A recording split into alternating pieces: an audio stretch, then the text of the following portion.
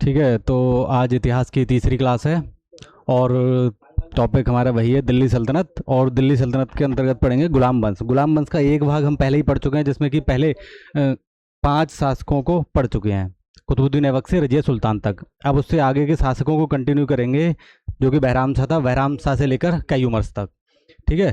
तो जैसा कि पिछली क्लास में जब रजिया सुल्तान को पढ़ रहे थे, तो 1240 ईस्वी में जो सरहिंद का शासक था या सरहिंद का सूबेदार था अल्तुनिया, उसने विद्रोह कर दिया था। उसके बाद जो दिल्ली के अमीर थे, उन्होंने बहराम शाह को दिल्ली की गद्दी पर बिठा दिया था।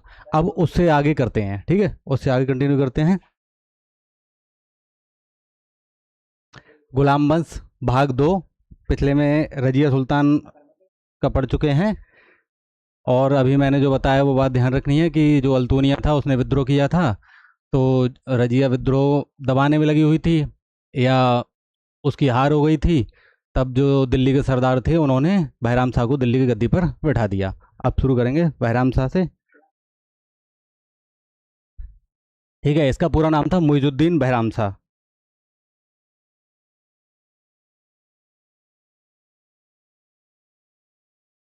मुइजुद्दीन बहराम शाह।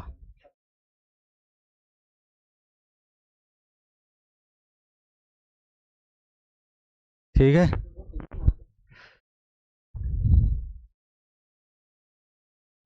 ठीक है, इसका समय काल है 1240 से 1242 ईस्वी। 1240 ईस्वी से 1242 ईस्वी। अब एक है कि इल्तुतमिश ने चालीसा का गठन किया था, यानी कि तुर्कान चहलगानी 40 सरदारों का गठन किया था। और इल्तुतमिश के बाद जो दिल्ली सल्तनत के में उस चालीसा का यानी तुर्कान चहलगानी का प्रभुत्व बढ़ गया था, प्रभाव उनका ज़्यादा हो गया था। तो ठीक है, उनका प्रभाव था इल्तुतमिश के बाद। वो किंग मेकर बन चुके थे इस समय तक। फिर क्या हुआ, सरदारों ने सुल्तान के प्रभुत्व को कम करने के लिए, जो सरदार थे दिल्ली के, उन्होंने सुल्तान के प्रभुत्व को कम करने के लिए एक नए पद का गठन किया, जिसका नाम था नायब। पद का नाम था नायब। तो सुल्तान का प्रभुत्व कम करने के लिए सुल्तान का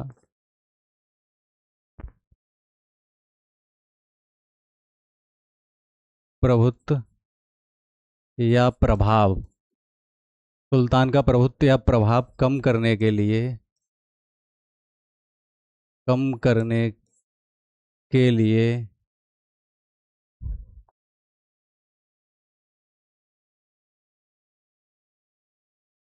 के लिए सरदारों ने सरदारों ने एक नए एक नए पद का गठन किया गठन किया।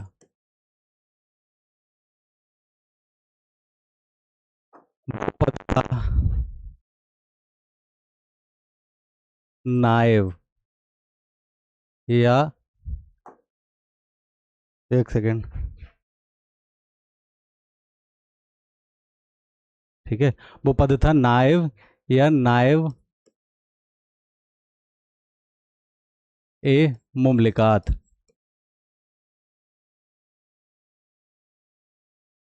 इसका अर्थ होता है उपशासक। उपशासक जैसे कि प्रधानमंत्री, उप प्रधानमंत्री, मुख्यमंत्री, उप प्रधानमंत्री, वैसे ही सुल्तान या शासक, उपशासक। ठीक है, पूरा संरक्षक कह सकते हैं एक तरह से। ये जो सुल्तान का था, संरक्षक था। इससे क्या हुआ कि सुल्तान का प्रभाव कम करने के लिए जो सरदार थे, उन्होंने इस पद का गठन किया। इसको कहते हैं नायब या नायब ए मुमलिकात। ठीक है, तो ये जो पद था, ये संपूर्ण अधिकारों का स्वामी था।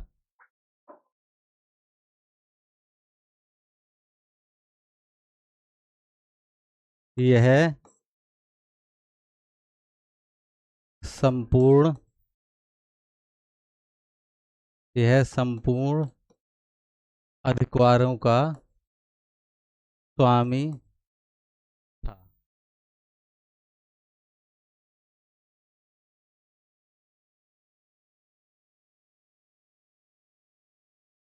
पद एक संरक्षक के समान था। संरक्षक के समान था।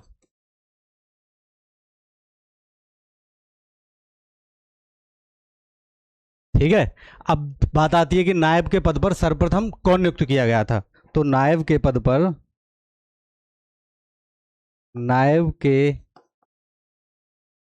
पर सर्व सर्वप्रथम सर्वप्रथम नियुक्त होने वाला व्यक्ति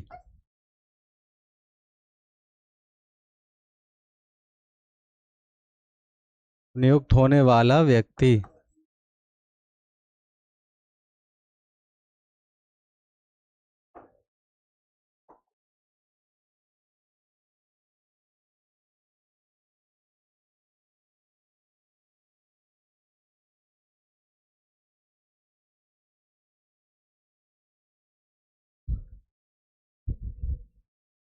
तो इसका नाम था मलिक इख्तियारुद्दीन एतगीन। मलिक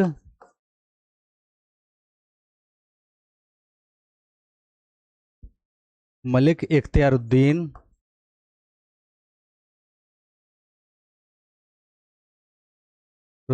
मलिक इख्तियारुद्दीन एतगीन। नायब के पद पर सर्वप्रथम नियुक्त होने वाले व्यक्ति मलिक इख्तियारुद्दीन एतगीन। और यह जो नायब का पद था, इसका अर्थ होता है उपशासक या संपूर्ण अधिकारों का स्वामी था। यह पद एक संरक्षक के समान था। ठीक है। अब आगे क्या है कि एतगीन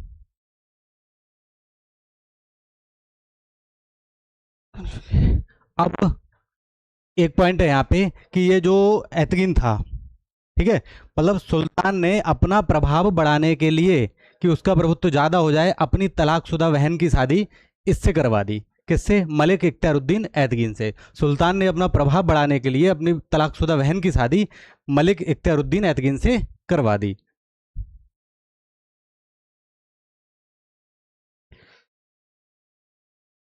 तो लिखेंगे कि सुल्तान ने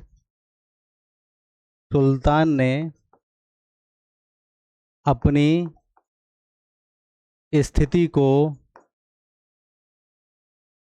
स्थिति को मजबूत करने के लिए अपनी तलाक अपनी तलाकशुदा बहन का विवाह तलाकशुदा बहन का विवाह एतगीन से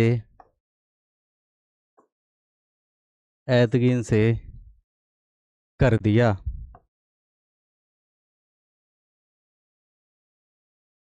एतगीन से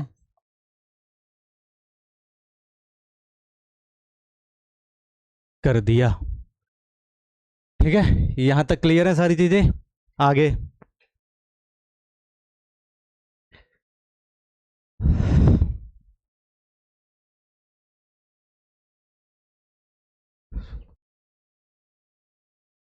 अब क्या हुआ कि एतगीन ने अपनी शक्ति बढ़ा ली और उसने सुल्तान की तरह क्या हुआ कि उसने अपनी शक्ति बढ़ा ली और सुल्तान की तरह अपने महल में नौबत और हाथी रखना शुरू कर दिए।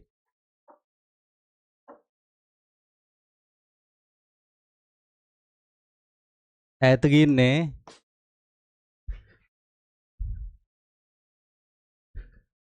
एतगीन ने अपनी शक्ति बढ़ा ली।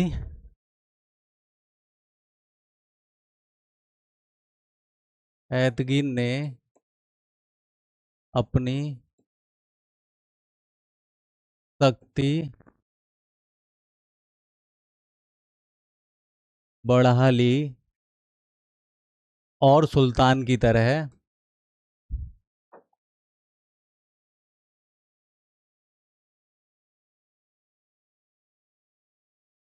और सुल्तान की तरह अपने महल में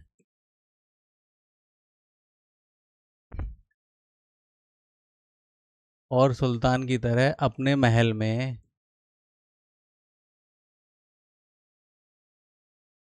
नौबत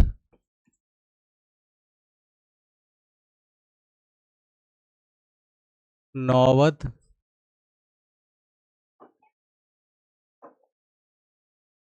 नौबत और हाथी रखना शुरू कर दिए।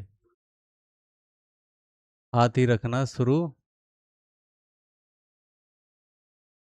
कर दिया। ठीक है।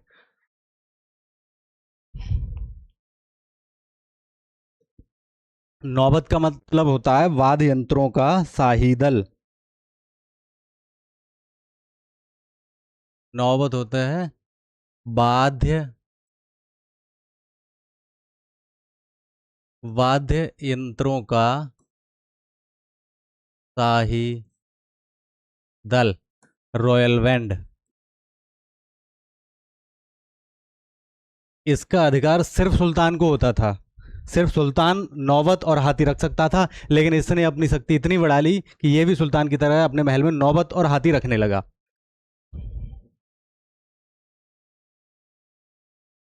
तो क्या हुआ कि इस वजह से सुल्तान ने फिर इसकी हत्या करवा दी।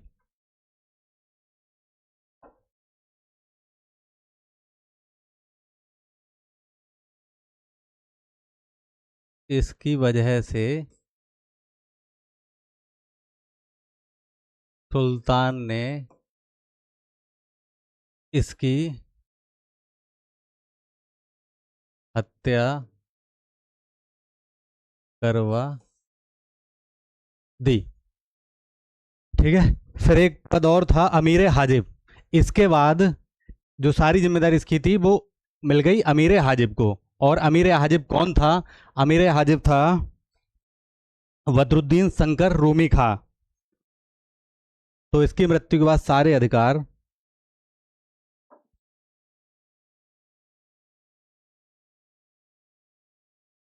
इसकी मृत्यु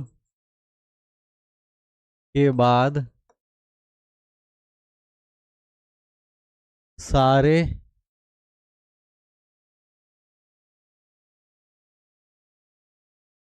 तो इसकी मृत्यु के बाद सारे अधिकार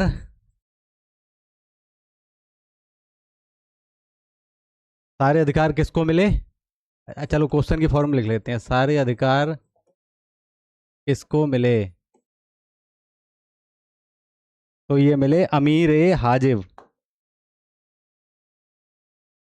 अमीर ए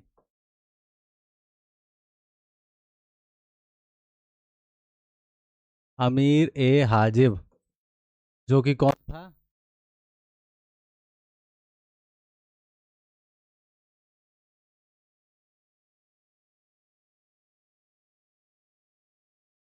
इसका नाम है बदरुद्दीन शंकर रूमी खां। बदरुद्दीन शंकर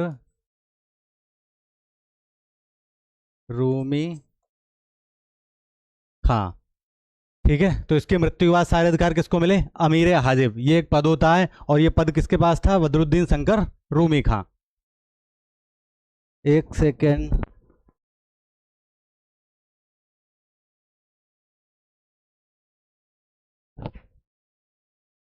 ये था पद सुल्तान के दरबार और राजमहल की व्यवस्था का का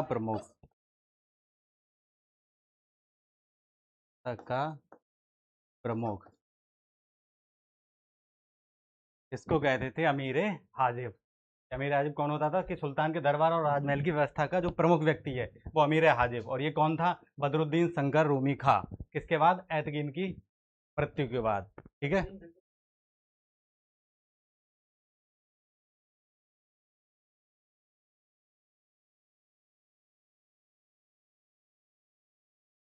फिर क्या हुआ? इसने सुल्तान के खिलाफ षड्यंत्र रचना शुरू कर दिया, तो फिर सुल्तान ने इसकी भी हत्या करवा दी।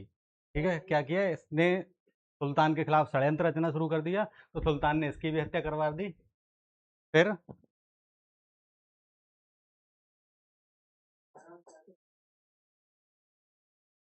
13 मई 1242 ईस्वी को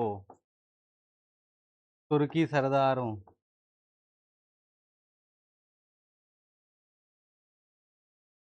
सरदारों ने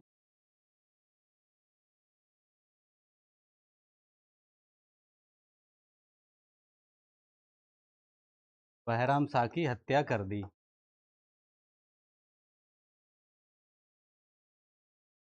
ठीक है, तो मृत्यु कब हुई बहराम शाह की? 13 मई 1242 ईस्वी।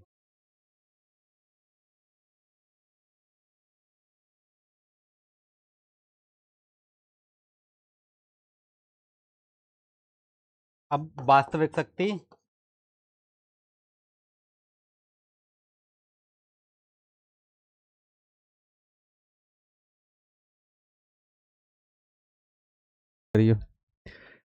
अभी थोड़ा माइक को भूल गया था, मैं नीचे लगा रह गया था, तो आवाज का इशू होगा, मैं दोबारा एक बार बोल के बता दूंगा। तो केवल ये चीज, ये हेडिंग इसलिए डाला है कि वास्तविक शक्ति इसके समय में किसके हाथों में थी? तो वास्तविक थी चालीसा, जो कि इल्तुतमिश ने गठन किया था, यानी सरदारों के हाथों में। चालीसा के सरदारों के हाथ में, चालीसा के सरदारों के हाथ में, जिसको तुर्के चहलगानी भी कहते थे।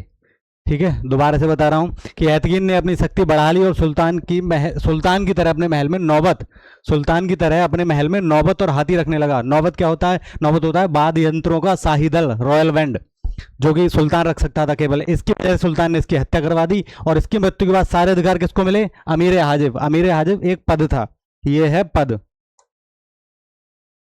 ये पद का नाम है अमीर हाजिब। और अमीर हाजिब कौन होता था? सुल्तान के दरबार और राजमहल की व्यवस्था का प्रमुख। कौन था ये? कौन व्यक्ति बना था? बदरुद्दीन शंकर रूमी खां। फिर 13 मई 1242 ईस्वी को तुर्की सरदारों ने बहराम शाह की हत्या कर दी और इसका शासन समाप्त। ठीक है, ये कंप्लीट हो गया। अगला शासक है अलाउद्दीन मसूद शाह। इसका टाइम है 1242 से 46 ईस्वी। 1242 ईस्वी से 1246 ईस्वी। ये क्या था कि ये जो रुकनुद्दीन फिरोज शाह था उसका पुत्र है, या पुत्र था, और इल्तुतमिश का पौत्र था। सबसे पहली लाइन, रुकनुद्दीन फिरोज शाह का पुत्र,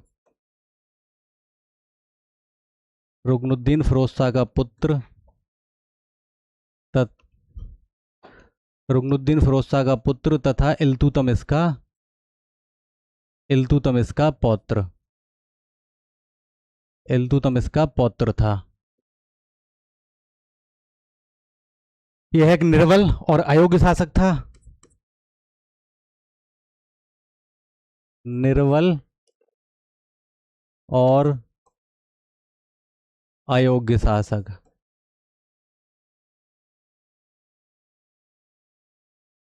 ठीक है, अब इसके समय में जो नायब का पद था वो गैर तुर्कों के जो सरदार थे, या गैर तुर्कों का दल था, उसके सरदार के पास था। तो इसके समय पे नायब का पद, इसके समय नायब का पद गैर तुर्की सरदारों के दल के नेता, इसका नाम है मलिक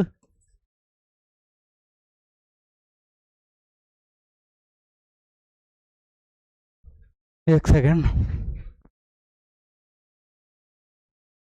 ठीक है, तो इसके समय नायब का पद गैर तुर्की सरदारों दल के नेता, जिसका नाम था मलिक कुतुबुद्दीन हसन, मलिक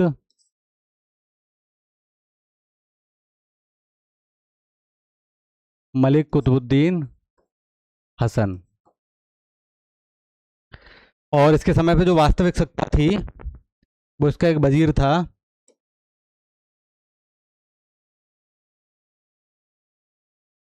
इसके समय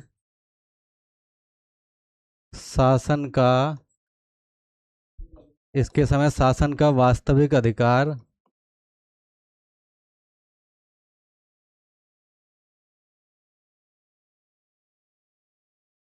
वास्तविक अधिकार था, ये भी एक गैर तुर्क था। वजीर मोहाजुद्दीन।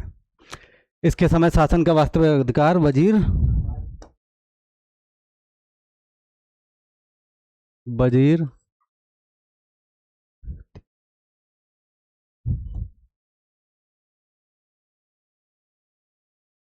मोहाजुद्दीन।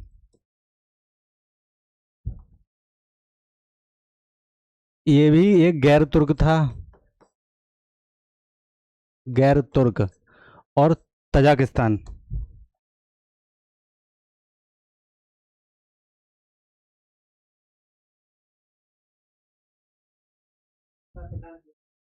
ठीक है। अब है अगला पॉइंट कि इसी के समय में जो बलबन था, बलबन को हाँसी का एकता दिया गया था। इसी के समय इसी के समय बलबन को इसी के समय बलबन को हाँसी का हाँसी का एकता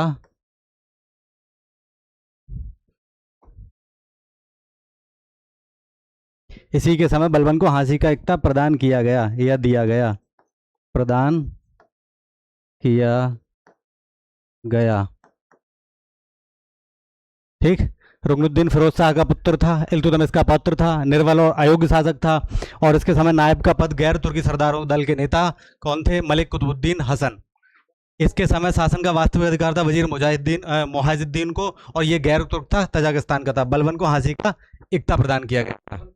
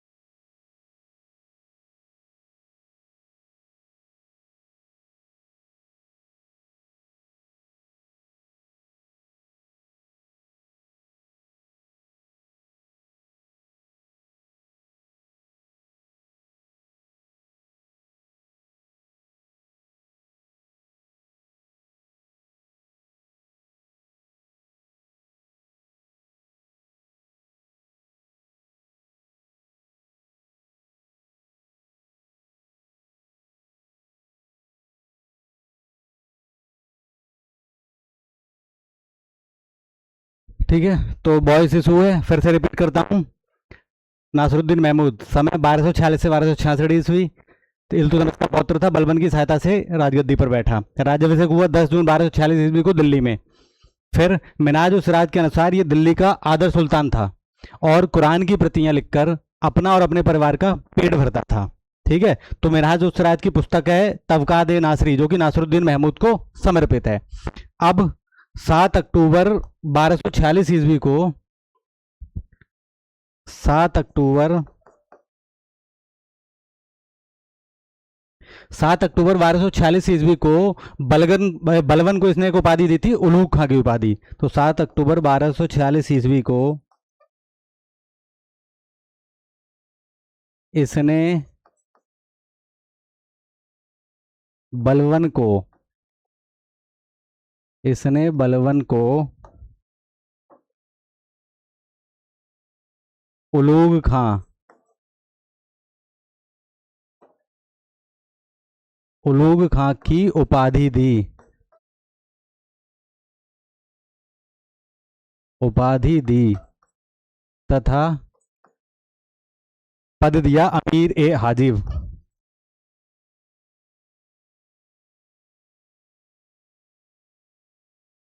अमीर ए हाजिब बनाया या पद दिया। ठीक है,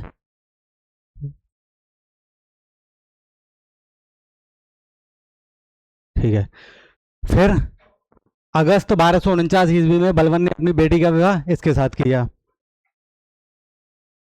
अगस्त 1249 को अगस्त 1249 ईस्वी को बलबन ने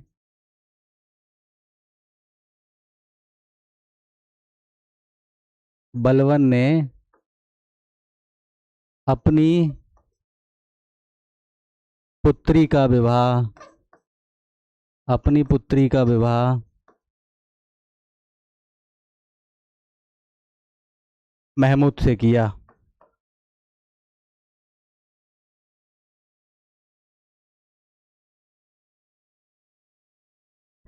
ठीक है, इसके टाइम पे अब आते हैं काजी। काजी का अर्थ जज से है, जो धार्मिक जज कह सकते हैं, धार्मिक न्यायाधीश। तो मुख्य काजी थे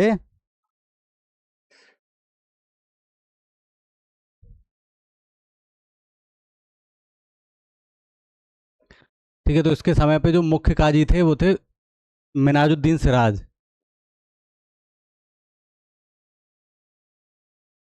मुख्य काजी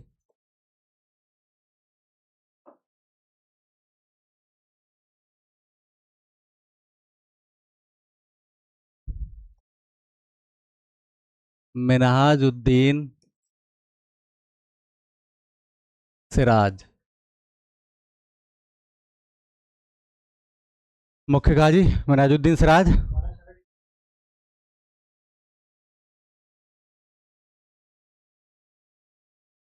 ठीक है, और 1266 में इसकी अचानक मृत्यु हो गई और निसंतान, इसके कोई संतान नहीं थी, इसलिए जो अगला शासक बना वो बना बलवन, गयासुद्दीन बलवन। तो 1266 ईस्वी में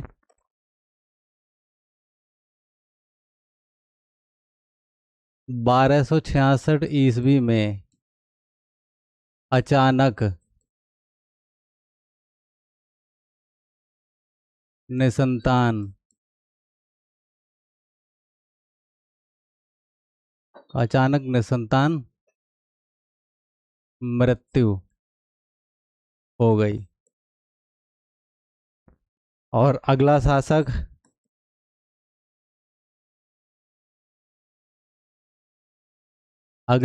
बना फिर बलवन। ठीक है, अब पढ़ेंगे बलवन को। ठीक है, तो अगला शासक बलवन, गयासुद्दीन बलवन। अब इसका समय है 1266 से 1266 ईस्वी से 1286। इम्पोर्टेंट शासक है। जो बात करें तो सल्तनत काल के जो मोस्ट इम्पोर्टेंट 3 शासक हैं, जैसे कुतुबुद्दीन ऐबक, इल्तुतमिश, रजिया सुल्तान और बलबन। ठीक है, तो बलवन को पढ़ेंगे। बलवन ये क्या था कि एक इलवरी तुर्क था और इसका मूल नाम था बहारुद्दीन। ठीक है, तो ये इलवरी तुर्क था।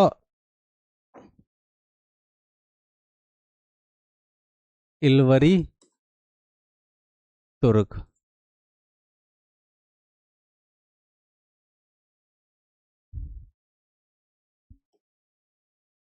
और मूल नाम बहाउद्दीन।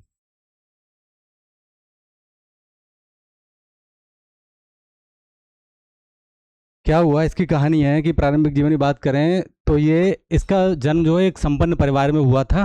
इसका जन्म एक संपन्न परिवार में हुआ था, लेकिन दुर्भाग्यवश मंगोलों ने इसको इसकी युवावस्था में बंदी बना लिया था। मंगोलों ने इसको इसकी युवावस्था में बंदी बना लिया था और बसरा ले जाकर इसको बेच दिया था। वहां पे खरीदा था इसको ख्वाजा जमालुद्दीन ने। उसने इसकी शिक्षा करी। शिक्षा करने के बाद 1223 ईस्वी में वो दिल्ली ले गया। वहां पे इल्तुतमिश से वो सॉरी बलवन से। ठीक है, ठीक है। हाँ, क्या हुआ कि वहां पे इल्तुतमिश इससे प्रभावित हुआ और इल्तुतमिश ने इसको खरीद लिया और चालीसा का सदस्य बना दिया। ठीक है, तो कहानी एक बार रिपीट करता हूँ कि इसका जो बचपन है वो जन्म है एक अच्छे परिवार में हुआ था, संपन्न परिवार में। लेकिन मंगोलों ने इसे युवावस्था में बंदी बना लिया था। फिर उन्होंने इसे बसरा ले जाकर बेच दिया, जहाँ पे खरीदा था ख्वाजा जमालुद्दीन ने। और उसने इसकी शिक्षा दीक्षा जो करी थी, उसके बाद बोले गया था दिल्ली 1223 ईस्वी में। तो इससे प्रभावित होकर इल्तुतमिश ने इसको खरीदा और चालीसा का सदस्य बनाया। अब आगे इसके पद क्या क्या रहे हैं। ठीक है, पद क्या क्या रहे हैं और कौन कौन शासकों के टाइम पे इसके पद।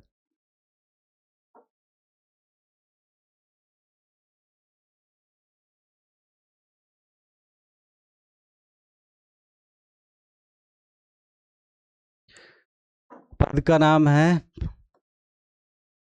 अमीर शिकार।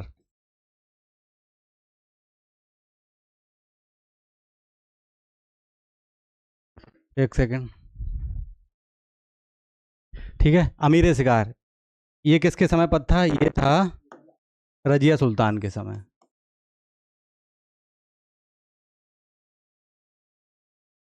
रजिया सुल्तान। उसके बाद दूसरा पद है अमीर आखूर। अमीर ए आखूर ये पद था बहराम शाह के समय।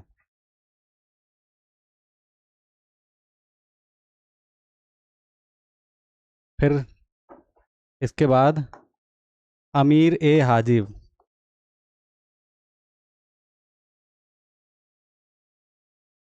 अमीर ए हाजिब ये पद है अलाउद्दीन मसूद शाह के समय। अलाउद्दीन मसूद शाह। फिर है नायब ए ममलिकात।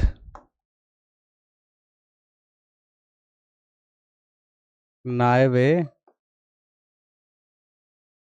ममलिकात ये है महमूद के समय। नासरुद्दीन महमूद।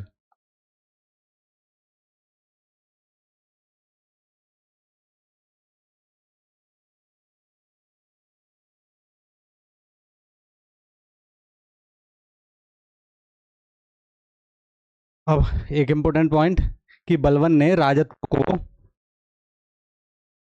राजत्व मतलब किंगशिप,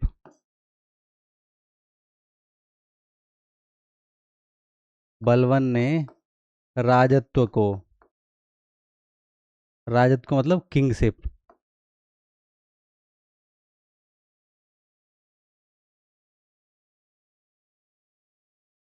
नियामत खुदाई,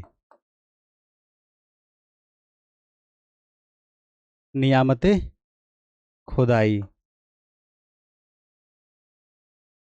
और राजा को जिल्ले इलाही कहा। राजा को जिल्ले इलाही कहा।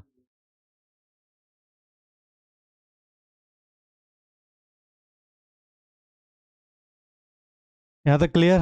पद हो गए, तुर्क था, मूल नाम बहाउद्दीन था। बलबन ने राजत्व को नियामत खुदाई और राजा को जिले इलाही कहा। ठीक है।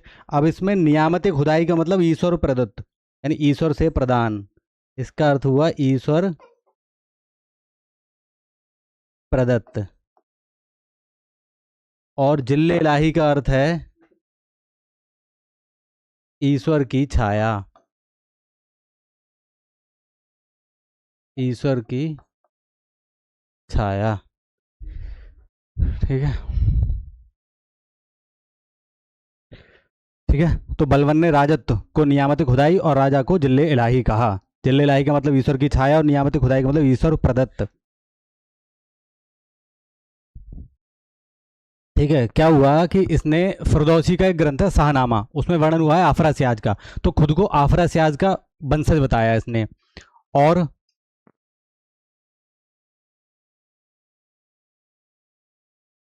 क्या किया, एक सेकंड, उच्च कुल के रक्त का सिद्धांत दिया। उच्च कुल के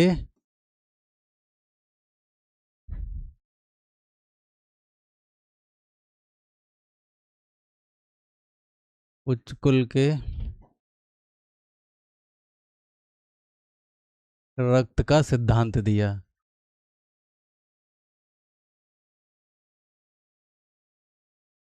इसने दरबार में सिजदा तथा पैबोस की शुरुआत करी।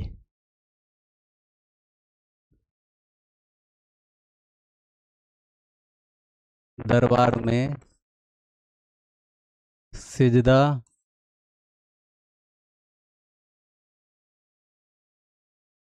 तथा, अरे यार, अरे बहुत दिक्कत कर रहा है, पैबोस की शुरुआत की।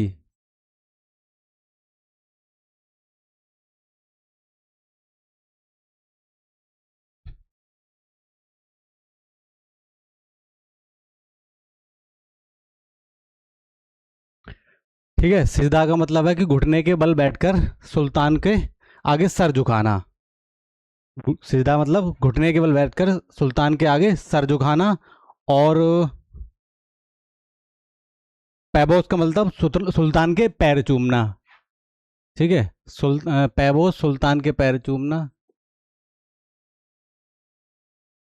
सुल्तान के पैर चूमना। और घुटने के बल बैठकर, घुटने के बल बैठकर, घुटने के बल बैठकर सुल्तान के सामने, सामने या समक्ष सिर झुकाना।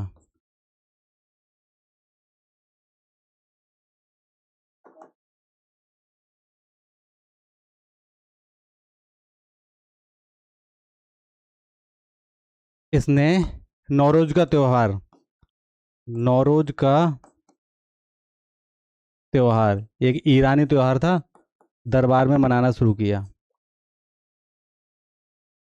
ईरानी त्योहार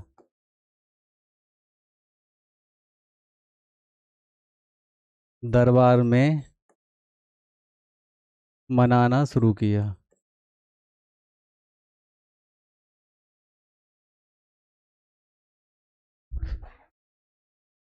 शराब त्याग दिया।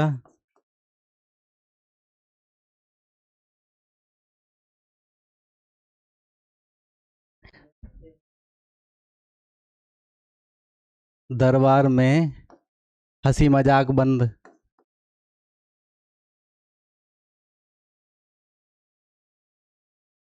समाज में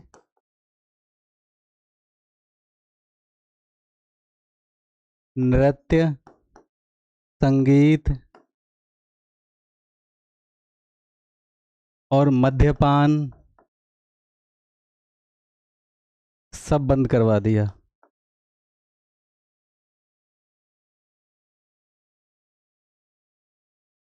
दरबारियों को दरबार में विशेष वस्त्र पहन के आने की अनुमति थी, यानी कि एक ड्रेस कोड लागू कर दिया कि कोई भी कुछ भी पहन के नहीं चला आएगा, एक ड्रेस कोड। दरबारियों को एक ड्रेस कोड।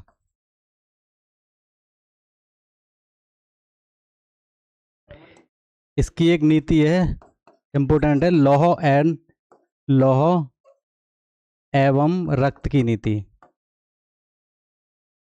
रक्त की नीति इसी ने चालू करी थी। इसका मतलब था खून के बदले खून, खून के बदले खून, विद्रोहियों का दमन करने के लिए किए थे इसे। ठीक है, इतना क्लियर। अब इसके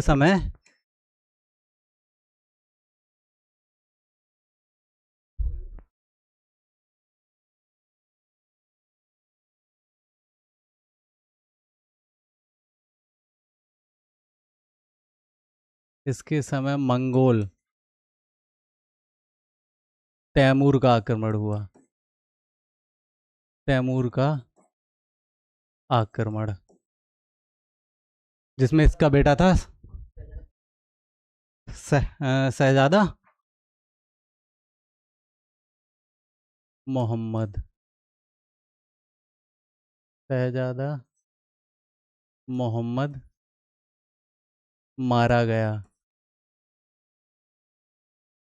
और इस इसको वलवन ने उपाधि दी थी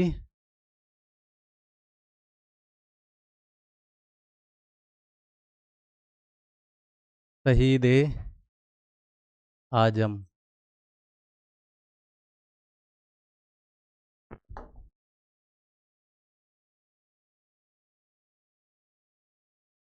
एक इम्पोर्टेंट पॉइंट है इसका कि इसने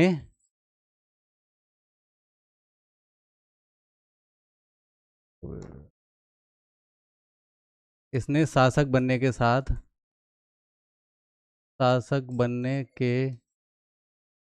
साथ ही चालीसा का दमन किया। चालीसा का, और चालीसा के जो सरदार थे या सदस्य थे उनको मार दिया। और चालीसा के सदस्यों को चालीसा के सदस्यों को मार दिया। इसीलिए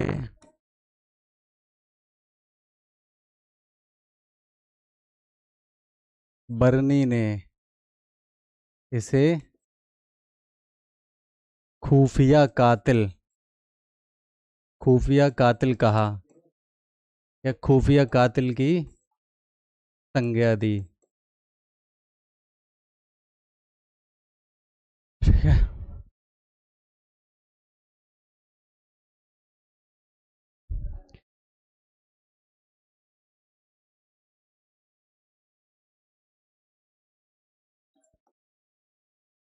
सैन्य विभाग, दीवाने अर्ज,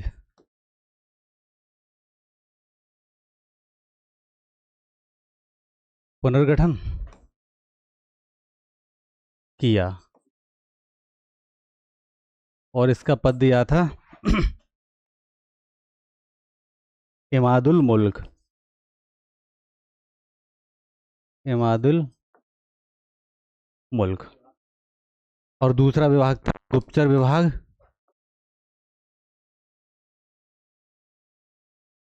गुप्तचर विभाग दीवाने गुप्तचर विभाग था इसका दीवाने वरीद।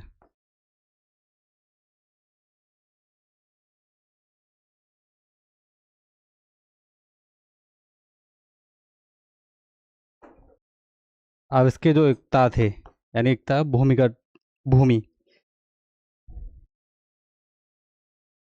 एकताओं में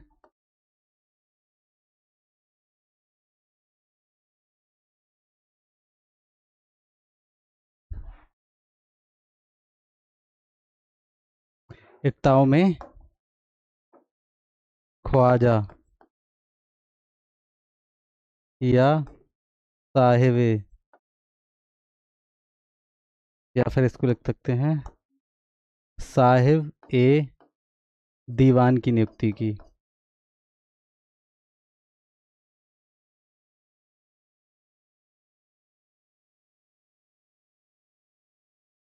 ठीक। और इसको कह सकते हैं प्रांतीय सूबेदार या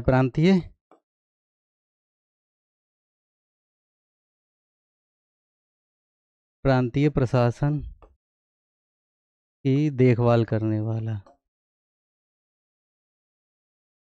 एक सेकंड रुको अभी इसको।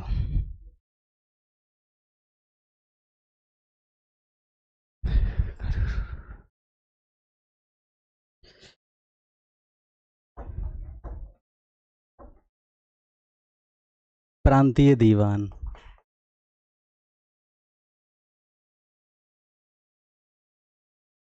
ठीक। और क्या किया? खलीफा का आधिपत्य स्वीकारते हुए, आधिपत्य स्वीकारते हुए सिक्कों पर खलीफा का नाम अंकित करवाया। सिक्कों पर खलीफा खलीफा का नाम अंकित करवाया।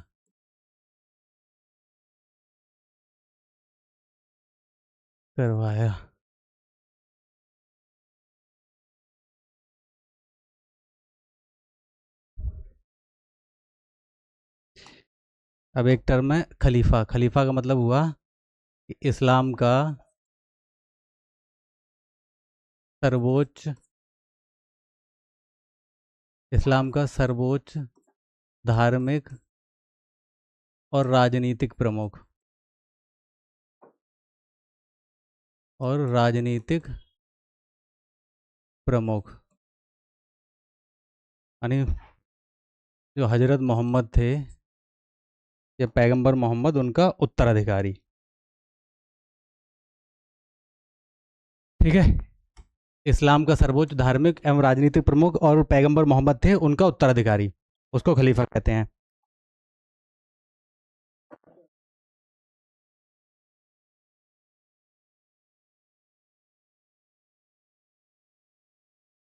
अब मृत्यु है तो 80 वर्ष की अवस्था में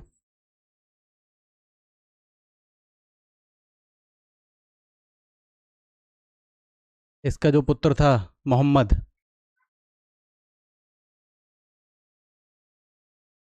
मोहम्मद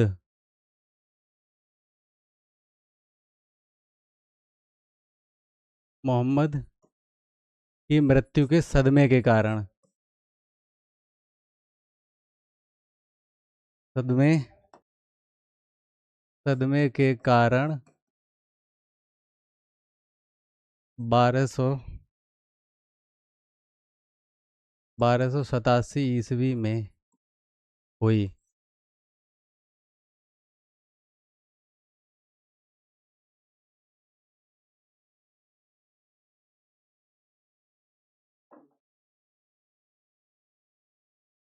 उत्तराधिकारी, इसने उत्तराधिकारी बनाया था बुगरा खां को, लेकिन वो बंगाल की सूबेदारी से ही संतुष्ट रहा। इसने उत्तराधिकारी बनाया था बुगरा खां को। इसका दूसरा पुत्र था बुगरा खां।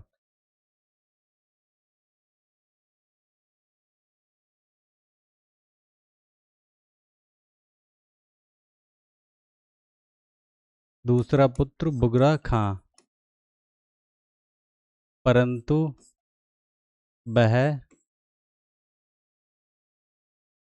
परंतु वह बंगाल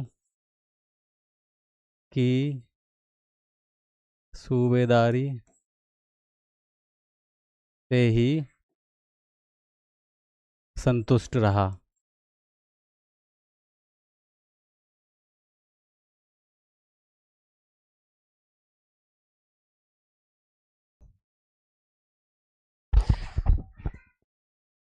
अब अगला शासक है कैकुबाद।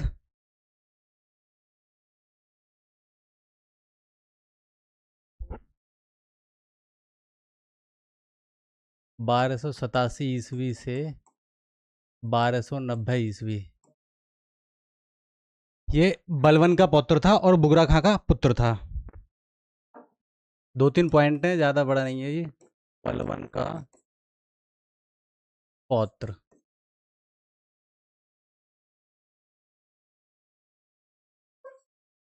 बुगरा खां का पुत्र।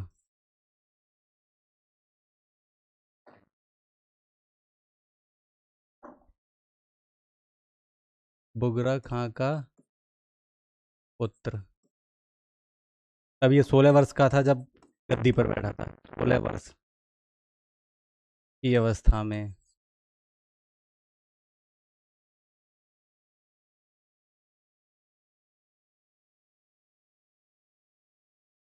अब इसको जो है सुल्तान बनाने में एक कोतवाल थे दिल्ली के, जिनका नाम है मलिक फखरुद्दीन। फखरुद्दीन दिल्ली के कोतवाल।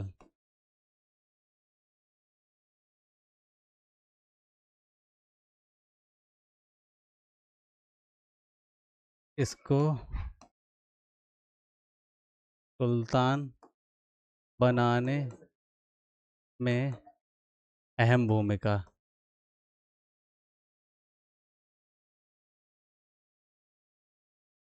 लकवा की वजह से इसकी मृत्यु हो गई थी। लकवा होने की वजह से मृत्यु। और कुछ नहीं है, ये कंप्लीट हो गया कैकुबाद। अब लास्ट और अंतिम शासक कैयूमर्स। इसका नाम है शमसुद्दीन कैयूमर्स, 1290 ईस्वी।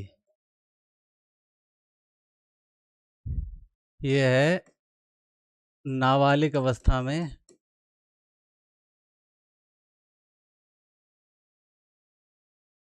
यानी कि 3 वर्ष की अवस्था में शासक बनाई, शासक बना। और इसका संरक्षक था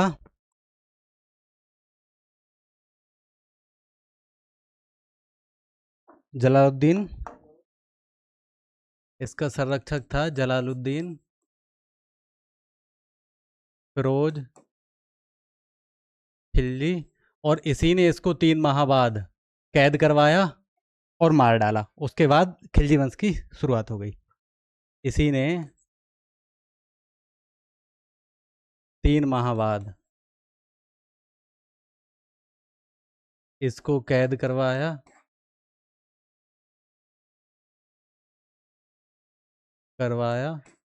और मार डाला।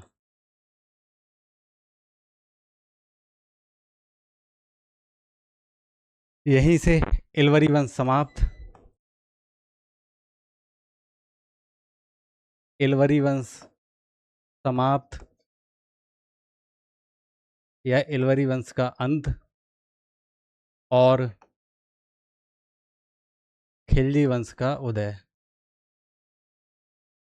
खिलजी वंश का उदय। ठीक है, अब ये गुलाम वंश कंप्लीट हो गया। अब शुरुआत करेंगे, जो अगली क्लास में होगा वो होगा दिल्ली सल्तनत का दूसरा वंश, खिलजी वंश। तो आज की क्लास यहीं ख़त्म। Thank you.